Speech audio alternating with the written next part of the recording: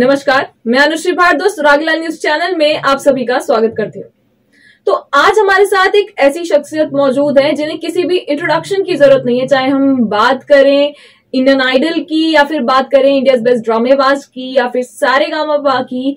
कोई भी reality show हो जिसमें दूर दूर से पार्टिसिपेंट्स आते हैं, उन सभी में एक बहुत ही अहम रोल प्ले करते हैं पंडित सोमेश शर्मा जी। तो सबसे पहले तो आप बहुत बहुत स्वागत है सर आपका यहाँ पर। थैंक यू, बहुत बहुत धन्यवाद। आपके सभी दर्शकों को शुभकामनाएं।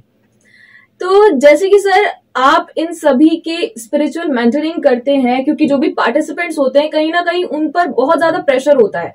ये जो भी रियलिटी शोज हैं वहां पर पार्टिसिपेंट्स जो हैं इतनी दूर से आकर एक जगह पर रहते हैं, अपनी फैमिली से, अपने घर से दूर, तो उनके ऊपर जो प्रेशर रहता है आप उनको मेंटर करके कहीं ना कहीं उनको बहुत हेल्प करते हैं। तो आज के समय में जो युवा हैं वो बहुत जल्दी हार मान जाते हैं, बिल्कुल, जिसके चलते कई बार गलत कदम भी उठा लेते हैं। तो उसको किस तरह से आप उन्हें समझाना चाहेंगे, कुछ टिप्स देना चाहेंगे? हमारे दर्शक भी जानना चाहेंगे कि किस तरह से वो लोग अपने आप को संभाल सकते हैं। देखिए, सबसे पहली चीज है, आपने बहुत अच्छा सवाल किया। आज की तारीख में जो हम बात करें युवा पीढ़ी की, तो उसके ऊपर दबाव बहुत ज्यादा है। कहीं ना कहीं मैं ये मानता हूँ कि वो लोग बहुत, हमारी जो नई जनरेशन आ रही है वो बहुत प्रतिभावान है, और होता यह है कि वो मेहनत भी काफी करते हैं, लेकिन उसके बाद जब उन्हें अपने अनुरूप रिजल्ट्स नहीं मिलते हैं तो वो बहुत जल्दी इस चीज को मतलब अपने दिल से लगा लेते हैं, ऐसे बोलूंगा मैं जब भी कोई, जैसे आपने जो शोज का नाम लिया, ये मेरा सौभाग्य है कि मैं काफी कुछ ऐसे लोगों के साथ जो आज की तारीख में बहुत सर्वश्रेष्ठ मुकाम पे अपने जीवन के, उन लोगों के साथ मैं जुड़ा रहा हूं। और मैंने ये देखा कि उनके लाइफ से भी, ऐसा नहीं कि मैंने उनको मेंटोर किया है, मैंने उनकी लाइफ से भी बहुत कुछ सीखा है, उनकी लगन से, उनके काम करने के तरीके से। 3 चीजें मैं जरूर बोलना चाहूंगा। पहली चीज जो होगी, सबसे पहली चीज, कि आप कोई भी काम करते हैं, कुछ भी मेहनत करते हैं, उसमें हमेशा सुधार की गुंजाइश है। तो ईमानदारी से अपना आत्मविश्लेषण जरूर करें समय समय पर कि मैं इससे बेहतर क्या कर सकता हूं। ठीक है। दूसरी चीज जो बहुत इंपॉर्टेंट है, जिसको करने से जीवन में निराशा नहीं आएगी, आपकी डिमांड, आपकी चाहत लोगों के बीच में बनी रहेगी, वो है वैल्यू एडिशन। दुर्भाग्य से अनुश्री, इस पहलू पे बहुत कम लोग काम करते हैं। आप आज एक अच्छी एंकर हैं, इसमें भी मैं ये देखता हूं कि इसमें बहुत वैल्यू एडिशन करने की गुंजाइश होगी। अगर आप ढूंढेंगी तो आपको वो एवेन्यूज, वो एरिया मिल जाएगा जहां पे आप एक्सेल कर सकती हैं। क्योंकि जमाना आज साधारण चीजें डिमांड नहीं करता। आज साधारण से असाधारण का सफर, ये तय करने के लिए आपके अंदर वैल्यू एडिशन, यानी कि अपनी वैल्यूज को बढ़ाना, ये बहुत जरूरी है। अगर आप वैल्यूज बढ़ाते रहेंगे तो आप दूसरे के लिए निसंदेह वैल्यूएबल हो जाएंगे, कीमती हो जाएंगे। एक बात बताइए, जब आप दूसरे के लिए कीमती हो गए तो फिर लोग आपको क्यों छोड़ेंगे? और आपको सफलता 100% मिलेगी। तीसरी और सबसे महत्वपूर्ण चीज है कि किसी भी परिस्थिति में, मतलब अगर एक रास्ता बंद होता है तो वो एंड ऑफ द वर्ल्ड नहीं है। ये एटीट्यूड अपने अंदर डेवलप करना बहुत जरूरी है। मैं हमेशा हर किसी को ये बोलता हूं कि अगर एक रास्ता बंद हो रहा है, इसका मतलब ईश्वर ने कोई दूसरा बेटर रास्ता आपके लिए चुना होगा। दरवाजा देखिए, आपके आसपास होगा, थोड़ा प्रयत्न करेंगे, वो दूसरा दरवाजा खुलेगा और वो आपको ग्रैंड ओपनिंग की तरह आपको एक नए और सुंदर भविष्य की तरफ ले जाएगा। तो हार ना माने, सिर्फ अपने रास्तों को बनाने के लिए यकीन रखें अपने ऊपर, अपने माता पिता, अपने गुरु, और जीवन में ऐसे चैनल्स हमेशा ओपन रखिए जिनके साथ आप अपनी भावनाएं, अपने इमोशंस हमेशा शेयर कर सके। अगर आप ऐसे अच्छे लोग, इन्वेस्ट करना है तो एक पुरानी कहावत है, इन्वेस्ट करना है तो अच्छे दोस्तों पे, अच्छे लोगों पे इन्वेस्ट करो, वो आपके जीवन में एसेट्स बन के रहेंगे। तो ये मेरी सीख है आपके सारे दर्शकों से, और हाथ जोड़ के निवेदन है कि प्लीज, आपका जीवन और आपकी प्रेजेंस बहुत कीमती है। इस कीमत को समझिए, और आप जब अपनी कीमत को समझेंगे तभी दुनिया आपकी कीमत को समझेगी। ये आपने बहुत अच्छी बात कही कि जब तक इंसान खुद की अहमियत को नहीं समझता, दूसरे क्या अहमियत रखेंगे। सर, एक बात ये भी आती है कि आज के समय में कुछ युवा इस बात से बहुत परेशान रहते हैं कि इतने सारे ऑप्शंस खुल गए हैं कि वो खुद ही नहीं समझ पाते कि उन्हें करना क्या है। तो ये भी कहीं ना कहीं उनके परेशान रहने का एक कारण रहता है। तो उस चीज के बारे में आप क्या कहना चाहेंगे? ये भी आपने बहुत अच्छा सवाल पूछा, और मुझे लगता है ये आज की युवा पीढ़ी की सबसे बड़ी दुविधा है कि जहां टेक्नोलॉजी ने, जहां आजकल के डेवलपमेंट्स ने, हमारे जमाने में तो बहुत लिमिटेड ऑप्शंस होते थे, उसके बावजूद भी हम लोग अपने सफर को कहां कहां से किस तरह से मुकाम बना करके निकल के यहां तक पहुंचे। लेकिन आज जहां टेक्नोलॉजी ने बहुत बड़ी आप सबके हाथ में, हमारे हाथ में स्वतंत्रता दी है, वहीं कंफ्यूजन भी पैदा कर दिया है। तो इसके लिए हमें सबसे पहले यह समझना होगा कि हम किस चीज के लिए बने। एक बेसिक सवाल। अच्छा, ये सवाल जितना सिंपल है उतना मुश्किल भी है आंसर करना। ये समझने में लोगों को कई साल लग जाते हैं कि हम किस चीज के लिए बने।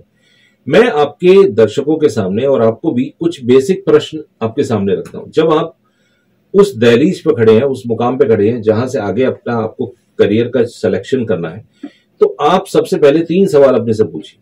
पहली चीज ये कि आप क्या बहुत ज्यादा घूमना फिरना चाहते हैं, ट्रैवल करके अपनी आजीविका कमाना चाहते हैं, या कि एक स्थान पर बैठकर? ये सवाल आपको सही करियर के चुनाव में मदद जरूर करेंगे जो मैं आपसे पूछ रहा हूं। दूसरा मेन सवाल, क्या आप बहुत ज्यादा धन कमाना चाहते हैं, या कि बहुत ज्यादा नाम कमाना चाहते हैं, या आपको बैलेंस चाहिए हर चीज का, कि आप ये भी चाहते हैं कि मैं अपनी फैमिली के साथ भी बहुत जुड़ा हूं तो मैं जुड़ा ही रहूं, या कि आप ये चाहते हैं नहीं, फैमिली तो ठीक है मैं कर लूंगा 10-15 साल बाद, लेकिन अभी तो मैं भागना चाहता हूं। ये पूछिए। तीसरा पूछिए, आपके अंदर क्या खासियत है? क्या आप ज्यादा लोगों से जुड़ना चाहते हैं? ऐसा करियर चाहते हैं कि जिसमें ज्यादा लोगों से जुड़ करके काम करें, या कि केवल अपनी डेस्क पे रह के काम करें?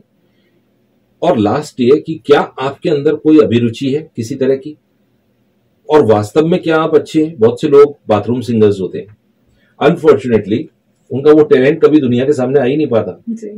तो अगर ऐसी प्रतिभा है और आप सोचते हैं कि आप इसमें अच्छे हैं, तो भी आप उस प्रतिभा को तो निखारिए, साथ साथ किसी एक विषय में पारंगत हो।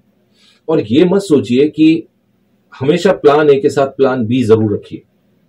मैं एक उदाहरण देता हूं आपको। आप अगर मेडिकल स्टूडेंट हैं, नीट की तैयारी कर रहे हैं, आप अगर मान लीजिए 2 बार प्रयास करने के बाद आपका नीट में एमबीबीएस में सिलेक्शन नहीं हुआ, या आपकी मर्जी का कॉलेज नहीं मिला, आपको बीडीएस मिल रहा है, तो प्लान बी में बीडीएस, या प्लान सी में आप फिजियोथेरेपी का कोर्स रखिए। तो इससे क्या होगा कि आप अपने आप को बिखरने से बचा पाएंगे।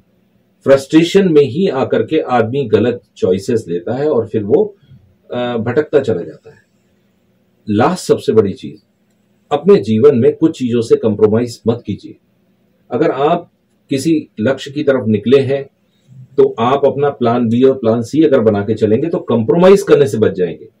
एक आदमी जो बॉम्बे आता है सिंगर बनने के लिए, सारे लोग सिंगर नहीं बनते, ये आपको भी मालूम है, ठीक है? अगर आपके अंदर सॉन्ग राइटिंग की प्रतिभा है, आपके अंदर कोई और प्रतिभा है, आप वो काम में अपने आप को निपुण बना करके अपने आप को आगे ला सकते हैं, इंडस्ट्री से भी जुड़ा रह सकते हैं, लेकिन आपको गलत कंप्रोमाइजेस करने की जरूरत नहीं। बहुत बहुत शुक्रिया सर। हमारे व्यूअर्स को भी मैं बताना चाहूंगी कि अगर आपको भी ऐसी कोई समस्या होती है तो आप इन पॉइंट्स को जरूर ध्यान में रखिएगा, क्योंकि आपके जो पॉइंट्स हैं सर, उनसे कहीं ना कहीं कई लोग जो हैं अपनी कई परेशानियों को सॉल्व कर पाएंगे। एक अंतिम सवाल आपसे ये है कि जैसे कि आप खुद उत्तराखंड से हैं, जी। उत्तराखंड का नाम हर जगह रोशन हो रहा है और उत्तराखंड से हाल ही में कई प्रतिभाएं निकल रही हैं जी। तो उत्तराखंड के लिए आपने क्या सोचा है? यहाँ की जो प्रतिभाएं हैं उनको लेकर आपका क्या विचार है? मैं हमेशा से ये मानता हूं कि हमारी ये जो देवभूमि है, इसमें ईश्वर का वरद हस्त है। और यहाँ आपने सही बोला, आज की तारीख में बहुत सारी प्रतिभाएं निकल रही हैं, न केवल निकल रही हैं बल्कि वो अपना नाम रोशन कर रही हैं। बहुत सारे लोग हैं और मुझे खुशी होती है जब मैं बॉम्बे में अपने उत्तराखंड के लोगों से मिलता हूं, चाहे वो रैप शोज हैं, चाहे वो डांस शो हैं, चाहे वो वैरायटी शोज हैं, और कितने अच्छे अच्छे आर्टिस्ट यहाँ से निकल के गए। मेरा ये कहना है कि आप आइए, मैं तो अपने तरफ से हर किसी को प्रोत्साहन देने के लिए तैयार हूं। लोगों को जहां भी ऑडिशन से लेके कुछ किसी खास क्षेत्र में किसी भी पारंगत होने के लिए अगर उन्हें किसी गुरु की जरूरत है, मैं उनको गाइड कर सकता हूं। मैं उनको बता सकता हूं कि आपके लिए क्या चीज बेटर है, ये मैं उनको बता सकता हूं, किस चीज में आप आगे जा सकते हैं। इसके साथ साथ ये बहुत जरूरी है कि आप अपना एक रोड मैप जरूर बनाएं। आप मान लीजिए हर आदमी को लगता है मैं एक अच्छा एक्टर हूं, बट ऐसा होता नहीं है।